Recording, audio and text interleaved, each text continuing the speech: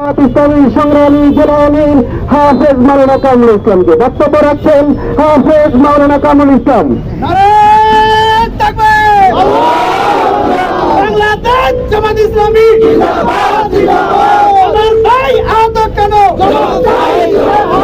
এসকানের দালালেরা দালালিয়ার করিস না।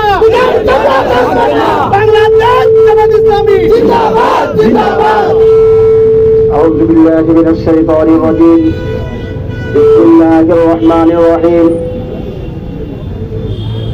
গত 5ই আগস্ট এক সাগর রক্তের বিনিময়ে যখন বাংলাদেশ একটি স্বাধীন সার্বভৌমত্ব দেশ হিসাবে সুন্দরভাবে পরিচালিত হতে লাগছিল, আওয়ামী দুঃশাসনে এদেশের মানুষ যে পিষ্ট হয়েছিল তার থেকে মুক্তি পেয়েছিল।